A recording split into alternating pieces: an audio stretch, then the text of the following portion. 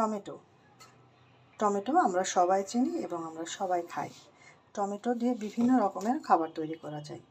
মিষ্টি চাটনি, কাঁচা টমেটো দিয়ে আলু দিয়ে চাটনি, মাছে দিয়ে, মাংস দিয়ে, যে এলাকার সে সেভাবে খায় এবং অনেক ধরনের খাবার খাওয়া যায়। তো আমি আজকে পাকা টমেটো নিয়ে নিয়েছি। পাকা টমেটোর আমি চাটনি বানাবো, মিষ্টি চাটনি। এই চাটনিটা আমাদের বাসায় সবাই খুবই পছন্দ করে।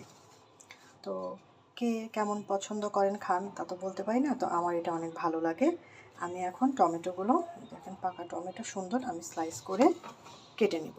হ্যাঁ, টমেটোগুলো আমি এভাবে সুন্দর করে স্লাইস করে কেটে নেব। বোটাটা আমি ফেলে দিলাম। খুব বেশি পাতলা করব না, খুব বেশি মোটাও করব না, একটা মেজারমেন্টে কেটে নেব। টমেটোগুলো সুন্দর করে কেটে আমি একটা বলে রেখে দেব। টমেটোটা আমি সুন্দর স্লাইস করে কেটে নিয়েছি।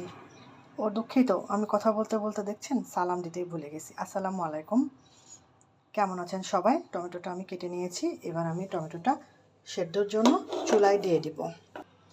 সামান্য দিয়ে দিলাম একটুখানি লবণ স্বাদ মতো, আর দিয়ে দিলাম 1 চিমটি হলুদ। টমেটোটা সিদ্ধ হওয়ার জন্য পরিমাণ মতো আমি পানি দিয়ে দেব। পরিমাণ মতো পানি দিয়ে দিলাম। এবার আমি চুলাটা চালিয়ে দেব। এইবার সেদ্ধ হবে টমেটোটা আমি সিদ্ধ দিয়ে দিয়েছি। বাগারের জন্য আমি 2 টুকরো রসুন স্লাইস করে সুন্দর করে কেটে নেব। স্লাইস করে পাতলা পাতলা করে রসুনটা কেটে নেব। এখানে অন্য কোনো, যেহেতু মিষ্টি, অন্য কোনো কিছু আর আমি ইউজ করব না। আর বাগারে একটু রসুন আর সরিষে দিলে খেতে বেশ ভালো লাগে। আমার তো ভালো লাগে অনেক, কার কেমন লাগে জানি না। রসুনটা কুচি করে নিয়েছি। আমি যে কড়াইয়ে বাগার দেবো সেখানে এটা আমি রেখে দিচ্ছি। টমেটোটা আধা সিদ্ধ হয়ে গিয়েছে, আধা সিদ্ধর বেশি হয়ে গিয়েছে। এবার আমি এর মধ্যে চিনি অ্যাড করব। যেহেতু আমি বলেছিলাম এটা মিষ্টি চাটনি, চিনি অ্যাড করে দিব। আধা সিদ্ধ হলে চিনিটা অ্যাড করতে হয়। আগে যেন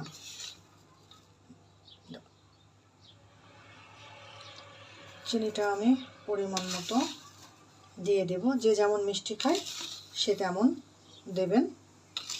আমার বাবু একটু বেশি মিষ্টি খায় দেখে আমি একটু বেশি মিষ্টি দিলাম। তো চিনিটা গলে আসলে আমি বাগার দিয়ে দেব। চিনি দেওয়ার পরে এই যে আমার সেদ্ধ করার পরে এই যে এরকম হয়েছে। রসটা, ঝোলটা কত ঘন হয়ে গিয়েছে। এবার আমি বাগার দিয়ে নিই। বাগারের জন্য আমি সামান্য রসুন কুচি করে নিয়েছি, আর সামান্য একটু তেল দিয়ে দেব, রসুনটা ভাজতে যতটুকু লাগে আর কি। রসুনটা আধা ভাজা হয়ে গেলে এই যে কিছুটা গোটা আস্ত সরিষা দিয়ে দেব।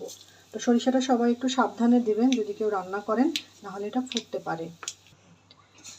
এভাবে আমি একটু চটকে নেব।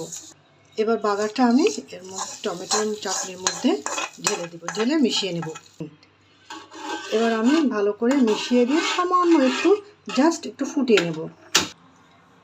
আমার টমেটোর চাটনি রান্না শেষ। দেখেন কত সুন্দর কালার হয়েছে, আর সরিষাগুলো ভাসছে, মুখে বাঁধবে, খেতে তো অনেক মজা লাগে। কারো যদি আমার এই রেসিপিটা ভালো লেগে থাকে তবে একটা গঠনমূলক কমেন্ট করে যাবেন। তবে হ্যাঁ, অবশ্যই দেখে কমেন্ট করবেন। এটা আপনার জন্যও ভালো, আমার জন্যও ভালো। আর রেসিপিটা ভালো লাগলে বাসায় তৈরি করে খাবেন। আল্লাহ হাফেজ।